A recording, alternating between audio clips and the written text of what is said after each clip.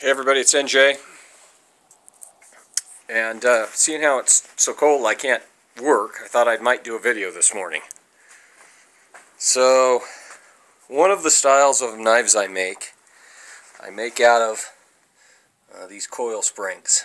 Okay. So what I do is I cut a piece of it off, heat it in the forge and straighten it out.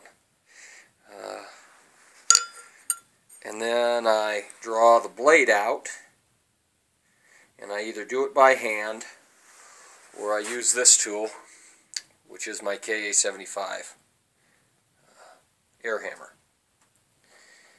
And with that tool you can change the tooling out. And this is the knife dies that go in the tool. Now you can see that they're tapered on one side, flat on one side, and tapered on the other. When you put them in the machine, they're shaped like that. And that's how you can draw the taper on the blades.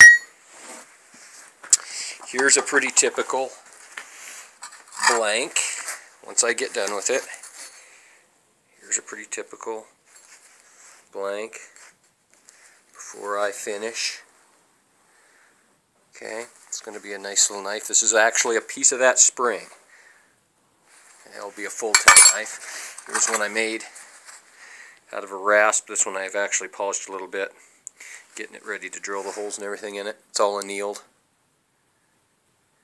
Okay. So, there's a ton of different ways to do the tangs on these knives. This is going to be a full tang, round tang. You can see that I've threaded the end of it. So I annealed the whole thing, threaded run a die, a tap down this, and then, you go, oh, well, how did he do that? How did he make that into draw that down? Well, I used this tool. So this is a spring fullering tool. This is a piece of, it was a block of 4140.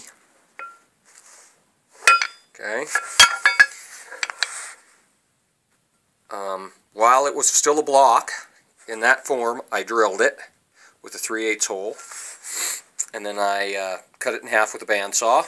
At that time I had a big standing bandsaw. Had a shop that had it. I was working at a shop that had one. This is not a piece of spring steel, that's just a piece of flat strap. But you can see how long it is. I've probably made 20 or 30 knives out of that in different projects, and I've never had any problem with it. If I was going to use it a ton, I'd probably put some kind of a guide on it to make sure that it lined up right. So I can use that in the air hammer. So I hold this tool with one hand, and then I run the stock through with the other hand, and you end up with something that looks about like that. You got to dress it down, so I never take it down the whole way. Right? So it starts as this, and then I cut a piece of it off, and then I draw the blade out, and then I draw the tang out. And then what you can do is, because it's all 3/8, you can use a 3/8 hole, and you can stack on that handle anything you want. So you just run I use a lot of old aluminum horseshoes, aluminum horseshoe guard. I've done bone, I've done stacked up leather, whatever you want to do.